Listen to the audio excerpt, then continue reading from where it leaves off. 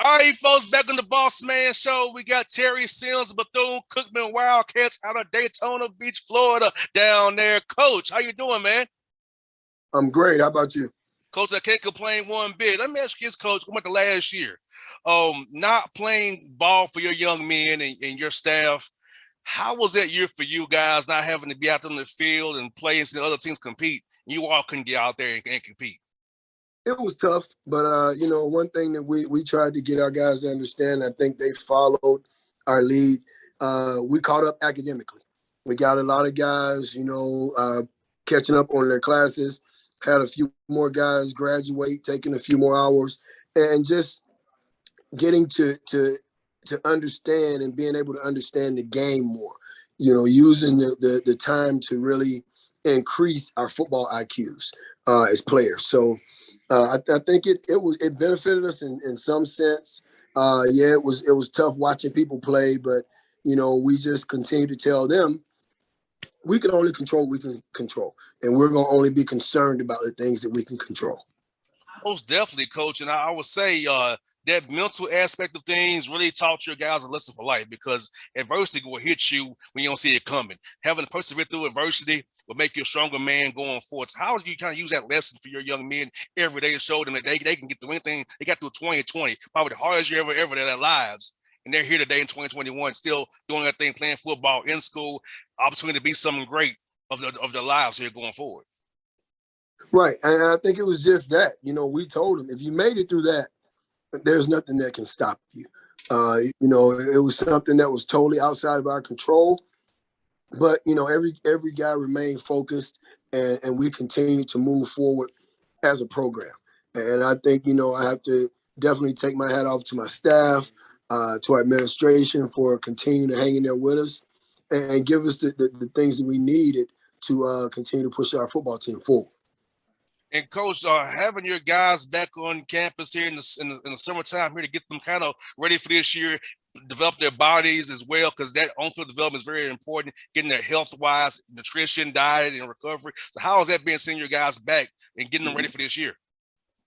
It's been great, having the guys around and watching them work out and watching them compete. All those things are great for us because it's been a while. We had the 15 days in the spring, but now we're getting ready for a season.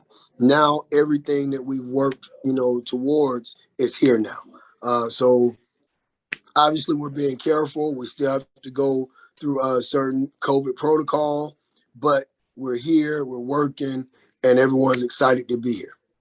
And Coach, tell us about how important it is to have a great strength program for conditioning and strength, because I'll tell you what, if a guy's not intact for his body, his recovery, his diet, nutrition, he can't play hard for you on Saturdays. Tell us about how having a good strength coach and nutrition program really help your guys be better and putting the right fuel in their bodies to compete on Saturdays. Yeah, our strength staff, that works directly with our team, Corliss Fingers, our head strength coach, and James Whitener, our assistant, they do a great job.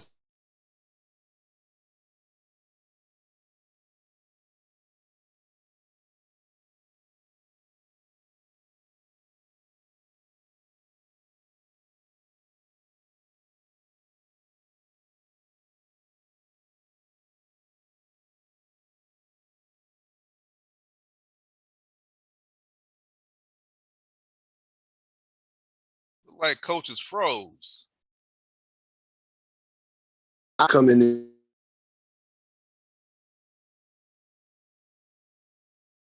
Like you froze there, Coach.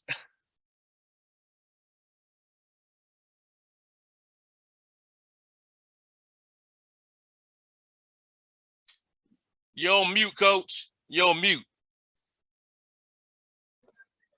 What about now? Yeah, you good. All right. Yeah, I was saying, our strength coaches, they do just as much as, if not more, as our position coaches with preparing these guys, not just physically, but mentally on a day-to-day basis, preparing them to attack life, preparing them to win at life. No doubt. And Coach, you got a non-conference schedule, man. You got UTEP, UCF, and the old MEAC foe and SC State, the Bulldogs. Tell us about the non-conference schedule for y'all getting your new SWAT schedule here this year. Well, I think it's great. We get a chance to go out and play UTEP first in our first non-conference game, and playing Central Florida. I think if you play teams of that caliber, you play them to increase your game speed. A lot of people talk about different things about playing those guys, playing Power Five schools or Group of Five schools. My whole goal is to increase our team speed when we play those programs. And playing South Carolina State is just an old rivalry. And I think when you look at a team like South Carolina State, it's going to be a dogfight every time you go play them. And we want to play the best. You can't be the best until you play and beat the best. So we're looking for competition week in and week out. And I think we have it with our non-conference schedule. And I think we have a pretty tough conference schedule also, but we're just looking forward to it. We're looking forward to the competition. And for you, this is your first year in the SWAC conference, leaving the MEAC, going to the SWAC. Tell us about that move for you guys being in the SWAC East now. Well, I think it's great. We left a lot of old friends and old relationships and old rivalries in the MEAC, but change is good. And being in the SWAC, it gives us an opportunity to develop new relationships. We know most of the coaches in the league. We played against a SWAC school every year I've been here, at least one SWAC school. So we're familiar with the league.